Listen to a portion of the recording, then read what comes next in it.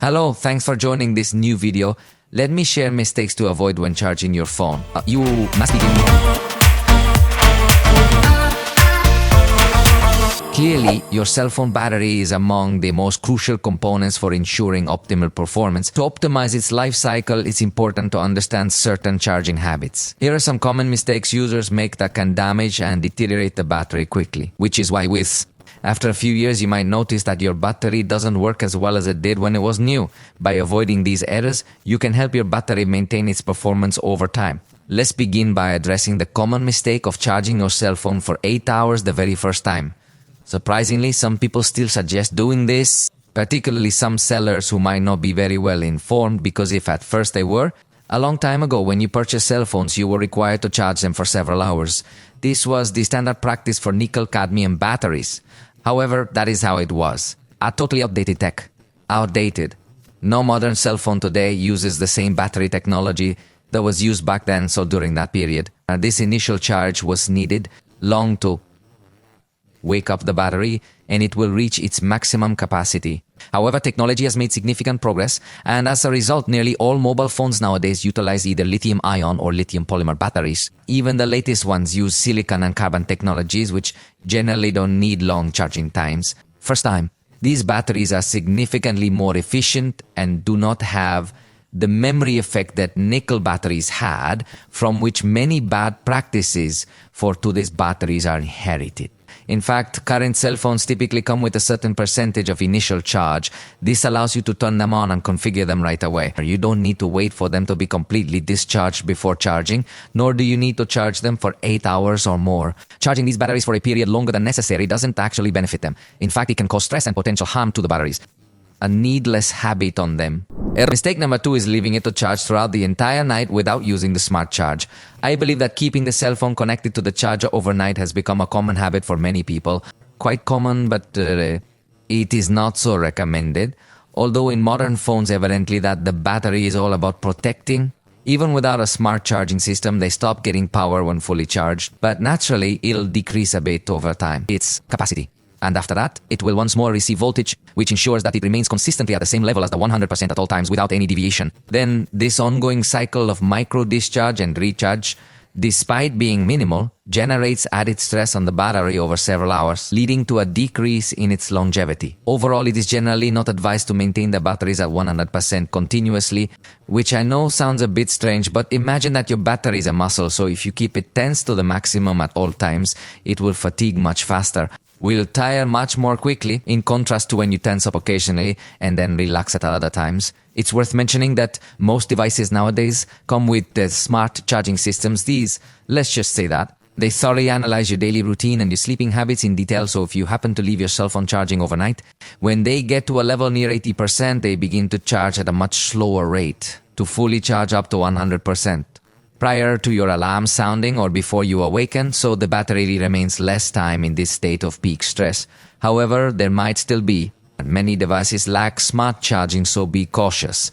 If you charge a phone overnight, activate smart charging to prevent fast battery wear. There are even some manufacturers who include a charging lock feature. This allows you to configure your phone to stop charging when it reaches 80% or 85% or similar percentages. This setting can be applied permanently. This is extremely useful if you often keep your phone connected to the power source for extended periods of time. If you happen to utilize it, for instance, to engage in work activities or to keep an eye on something. I often see cab drivers, Uber, and similar services. They often keep their devices plugged in, so it's crucial to enable the charging lock to prevent this needless stress and strain on your battery. Error number 3 is charging it when it's too hot. One of the most significant threats to your cell phone battery is temperature. Lithium batteries perform best in moderate temperatures. If your phone overheats from intense use like gaming or recording 4K videos, when using it heavily for gaming, recording 4K videos, or even just recording videos, you're using it heavily for gaming, recording 4K videos, or even just recording videos. Or even because you left it out in the sun and also you plug it into charge, you're creating. In a scenario of severe thermal stress, all the chemical components within the battery are going to experience significant strain and potentially suffer from the excessive heat. This extreme heat condition will significantly speed up the reactions that occur within the battery, causing it to wear down more quickly and reducing its lifespan over time. Much faster. This is one of the quickest ways that will shorten your battery's lifespan, so your battery retains. It'll take less time. The charge will last less time between recharges. Always find a cool ventilated spot to charge your device. If it's already a bit hot, unplug it and beat it. Allow it to cool down before you continue charging. It's obviously... Charging your device under your pillow is really not a good idea at all. In fact, it can be quite dangerous. So please, for the love of God, avoid doing that. Additionally, if you're using a case that's too thick, it's highly recommended that you take it off. Remove the case before charging to help heat dissipate. And by the way, many modern cars also already include wireless charging docks. So if your cell phone supports wireless charging, it can sometimes be convenient to use a wireless charger. Simply place it on the cradle and you're done. However, quite frequently, these wireless chargers can cause the phone to heat up excessively during the charging process. This is because the charging speed is usually quite slow, especially due to the heat level it reaches. So that particular level of heat while trying to charge wirelessly may once more stress the battery needlessly. However, there are newer car models available that do include an air conditioning outlet or a small fan located in the wireless charging area. This feature helps to dissipate the heat, making it a slightly more advisable option for use. But if your car does not come with this feature, it's preferable to use a cable for efficient charging. And of course, to take care of battery health. I actually usually move it a bit closer to the air conditioner outlet to try to get it to cool down, or even carrying it via cable. On the other hand, if you are more of a gamer who likes to set up the most powerful graphics, and at the same time, if you're engaging with this kind of heavy content while charging your phone, it's not that it's extremely dangerous, but it is something that will once more contribute to the deterioration of the battery. This particular combination of power load along with high processing demand generates a significant amount of heat in the cell phone. So if the battery is already in the process of working to charge itself and simultaneously at the same time, it must power the processor. Screen is at max brightness.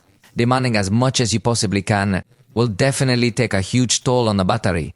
The ideal is to avoid these kinds of intense activities while you are charging your phone. Some go to the extreme of saying not to use your cell phone while it is charging. Obviously, you can answer some messages and be doing basic tasks. But if you are going to do very heavy tasks or even in basic tasks, you feel that your phone is already getting very hot, the best thing to do is to avoid using it while it is charging. Is to leave it there to cool down a little more. Some manufacturers, they are fully aware of this fact, and notably the manufacturers who concentrate on gaming have taken steps to address it.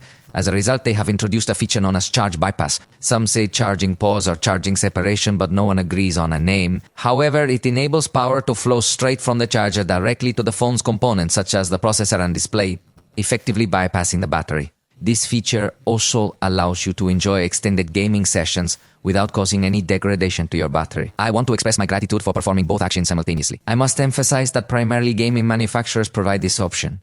However, Samsung also offers it, even though they are not among the top in gaming. At least Samsung includes numerous functions for charging protection. Another mistake is using low-quality or non-original chargers. It's like filling your car with questionable gasoline. Yes, I'm referring to those cables which might appear quite appealing to you due to their price, yet in truth they are quite basic, or chargers that haven't even been officially certified or anything similar to that. Quite often, all of these super cheap and ultra affordable accessories, these chargers are unlikely to meet the precise voltage and amperage requirements of your phone. Consequently, this might not only cause charging to be inefficient or occur at a very slow pace, but it could also potentially result in your phone overheating, which can be dangerous. Since the power isn't flowing correctly, in the worst case scenario, you might find yourself facing permanent damage, which could affect your phone's charging port or even the battery itself. This could be a serious issue. It's crucial to always invest in accessories, original or compatible with the brands of your phones. There are some manufacturers that support certain charging protocols. Many are no longer including UCharger, but your device is compatible with the power delivery standard, or there are other companies that are placing their bets on their proprietary protocols, as Oppo and its sub-brands which support the SuperBot, or Huawei with SuperCharge. Now, some of them vary. In fact, some even have their own unique protocol. However, they are also compatible with external protocols, making it somewhat complex. That's the reason I mentioned that, generally speaking, it is recommended to purchase original accessories. However, if you're looking to save some money, consider third-party brand accessories. Just ensure it's a reputable brand and compatible with your phone.